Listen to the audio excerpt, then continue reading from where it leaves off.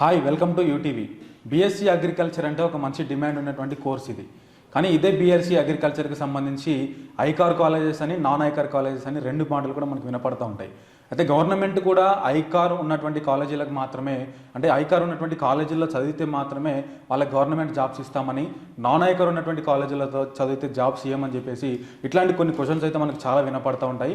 అసలు ఏంటి ఐకార్ ఏంటి, నాన్ ఐకార్ ఏంటి, మరి నాన్ ఐకార్ కాలేజీలో చదివినటువంటి పిల్లల భవిష్యత్తు ఏంటి, అంటే వాళ్ళతో గవర్నమెంట్ ఒక ఫుట్బాల్ ఆట ఆడుకుంటుంది అనేటువంటి ఇటువంటి సందేహాలన్నిటి కూడా మనతో మాట్లాడడానికి మన దేశం ఎడ్యుకేషనల్ సర్వీసెస్ నుండి రాజశేఖర్ రెడ్డి గారు మన ముందున్నారు. వారిని అడిగి ఇంకొంత డీటెయిల్గా ఈ బీఎస్సీ అగ్రికల్చర్కి సంబంధించి, ఐకార్కి, నాన్ ఐకార్కి సంబంధించి మనం డీటెయిల్గా తెలుసుకునేటువంటి ప్రయత్నం చేద్దాం.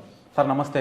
నమస్తే అండి. ఎలా ఉన్నారు సార్? ఫైన్ అండి. రైట్, ఇప్పుడు స్టూడెంట్స్కి చాలా కన్ఫ్యూజన్ వచ్చేసింది సార్. ఇప్పుడు బీఎస్సీ అగ్రికల్చర్ చేయాలని చెప్పేసి చాలామందికి డిమాండ్ కోర్స్ కూడా ఉన్నది. కానీ ఇదే బీఎస్సీ అగ్రికల్చర్లో ఇప్పుడు నేను చెప్పినట్లు నాన్ ఐకార్ అని, ఐకార్ అని, నాన్ ఐకార్లో చదివితే ఉద్యోగాలు రావని, ఐకార్లో చదివితేనే ఉద్యోగాలు వస్తాయని, అంటే ఏంటి సార్ ఈ కన్ఫ్యూజన్ ఏంటి అసలు? అంటే దీన్ని ఎట్లా చూడొచ్చు మనం, ఈ ఐకార్ నాన్ ఐకార్ విధానాన్ని? అయితే ఇక్కడ ఏంటంటే మనం ఇది ఐసీఆర్ అనేది ఏదైతే ఉందో, ఐకార్ అనేది ఇది అక్రెడిటేషన్ బాడీ మాత్రమే. అక్రెడిటేషన్ అంటే మనకు ఇంజనీరింగ్లో ఎలాగైతే మనకు ఎన్బిఏ అక్రెడిటేషన్ అనేసి, నాక్ అక్రెడిటేషన్ ఉంటాయి. అంటే ఏదైనా ఒక ఇంజనీరింగ్ కాలేజ్ లేదా యూనివర్సిటీ వితౌట్ ఎన్బిఏ అండ్ నాక్ అక్రెడిటేషన్ కూడా వాళ్ళు కాలేజ్ అనేది, ఇంజనీరింగ్ కాలేజ్ రన్ చేయొచ్చు అనమాట. అక్రెడిటేషన్ అనేది ఆ యూనివర్సిటీలో లేదా కాలేజీలో అనేది ఎడ్యుకేషన్ క్వాలిటీ, అంటే యూనివర్సిటీలో ప్రొఫెసర్స్ ఏ విధంగా ఉన్నారు, వాళ్ళు ఫాలో అయ్యే కరికులం అవ్వచ్చు, ఇన్ఫ్రాస్ట్రక్చర్ అవ్వచ్చు, అక్కడ ఉన్న ప్లేస్మెంట్స్ అండ్ స్టూడెంట్స్ ఫీడ్బ్యాక్, ఇలాంటి పారామీటర్స్ కన్సిడర్ చేసి అక్రెడిటేషన్ అనేది ప్రొవైడ్ చేయడం జరుగుతుంది యూనివర్సిటీస్కి. సేమ్ ఐసీఆర్ కూడా అదే విధంగా కొన్ని నామ్స్ అనేది ఫాలో అవుతుంది. యూనివర్సిటీలో స్టూడెంట్స్కు, బీఎస్సీ అగ్రికల్చర్ చదవబోయే స్టూడెంట్స్కు ఫీల్డ్ ఏ విధంగా ఉంది, అక్కడ ల్యాబొరేటరీస్ ఏ విధంగా ఉన్నాయి, అగ్రికల్చర్ సంబంధించి ఫ్యాకల్టీ ఎలా ఉన్నారు, ఆపర్చునిటీస్ ఏ విధంగా కల్పించబోతున్నారు అనే దాని మీద రకరకాల పారామీటర్స్ కన్సిడర్ చేసి అక్రెడిటేషన్ అనేది ఇవ్వడం జరుగుతుంది. అయితే ఈ అక్రెడిటేషన్ అనేది మ్యాండేటరీ కాదు కాబట్టి ఇండియాలో మనకు చాలా యూనివర్సిటీస్లో, అంటే యూజీసీ గుర్తింపు ఉన్న ప్రతి యూనివర్సిటీ కూడా ఈ బీఎస్సీ అగ్రికల్చర్ కోర్స్ అనేది జనరల్ డిగ్రీ లాగా రన్ చేయొచ్చు అనమాట. అంటే దీంట్లో కూడా హానర్స్ ప్రోగ్రామ్ కూడా ఉంది. 4 years హానర్స్ ఆఫర్ చేసే ఇన్స్టిట్యూషన్స్ కూడా చాలా ఉన్నాయి. అవి కూడా అక్రెడిటేషన్ లేకుండా కూడా మనకు అక్రెడిటేషన్ ఉన్న ఇన్స్టిట్యూషన్స్ ఒక 2-3% ఉంటాయి కనుక ఆల్మోస్ట్ 96-97% ఇన్స్టిట్యూషన్స్ అనేది వితౌట్ అక్రెడిటేషన్ కూడా ఈ ప్రోగ్రామ్ ఆఫర్ చేస్తున్నాయి అనమాట.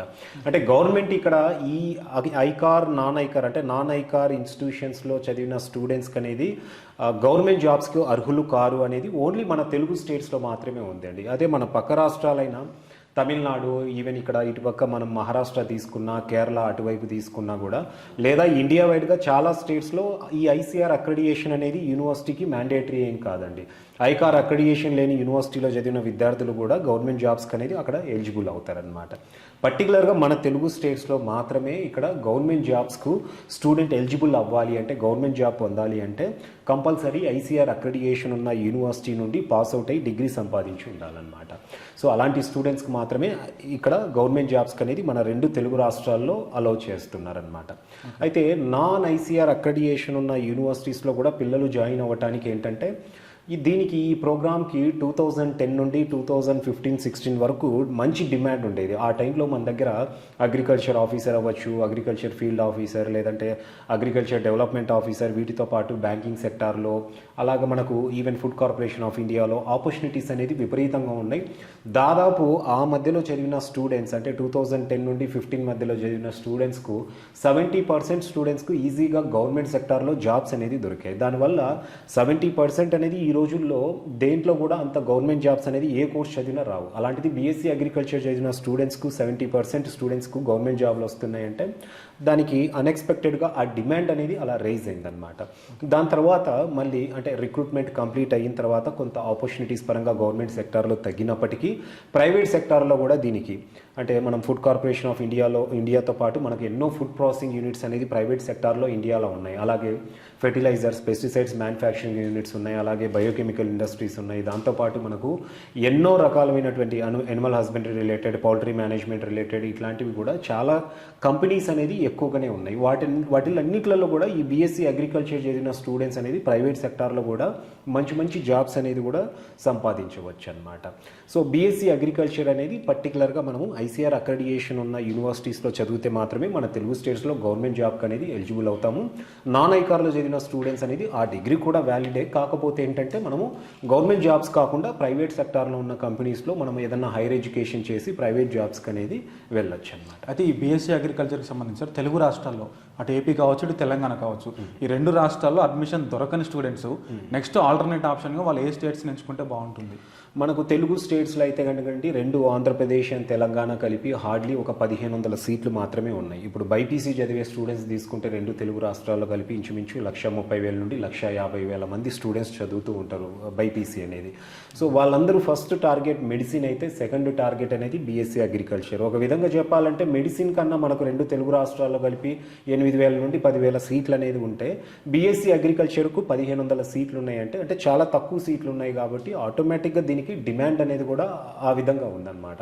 సో ఇక్కడ మన తెలుగు స్టేట్స్లో అడ్మిషన్లు దొరకని స్టూడెంట్స్ ఏం చేస్తున్నారంటే చాలా వరకు నార్త్ ఇండియాలో ఐసీఆర్ అక్రెడిటేషన్తో ఉన్న ప్రైవేట్ యూనివర్సిటీస్లో వాళ్ళు అక్కడ అడ్మిషన్స్ తీసుకొని అక్కడ చదువుతూ ఉన్నారు.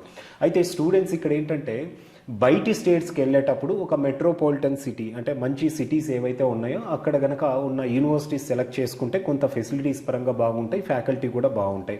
జనరల్గానే అగ్రికల్చర్ యూనివర్సిటీస్ అంటే ఎక్కువగా కూడా ఇంటీరియర్ రీజియన్స్ లేదా రూరల్ ఏరియాస్లో ఉంటాయి. ఇప్పుడు పంజాబ్లో తీసుకున్నా కూడా ఉన్న 2-3 అగ్రికల్చరల్ యూనివర్సిటీస్ అనేది రూరల్ ఏరియాస్లోనే ఉన్నాయి. అలాగే రాజస్థాన్ వైపు తీసుకున్నా, మనము మధ్యప్రదేశ్లో ఉన్న 2-3 యూనివర్సిటీలు తీసుకున్నా, ఎక్కడ తీసుకున్నా కూడా అవి రూరల్ ఏరియాస్లో ఉన్నాయి. రూరల్ ఏరియాస్ అనగానే కొంత యూనివర్సిటీస్లో ఫెసిలిటీస్ అనేది తక్కువగా ఉంటాయి, ఫ్యాకల్టీ కూడా కొంచెం మనకు తక్కువగానే కనపడుతూ ఉంటారనమాట. మనము కొంచెం మంచి సిటీస్లో ఉన్న యూనివర్సిటీ సెలెక్ట్ చేసుకుంటే కనుక స్టూడెంట్కు అక్కడ ఇన్ఫ్రాస్ట్రక్చర్తో పాటు ఫెసిలిటీస్ అదేవిధంగా మంచి ఫ్యాకల్టీ అనేది ఉంటారనమాట.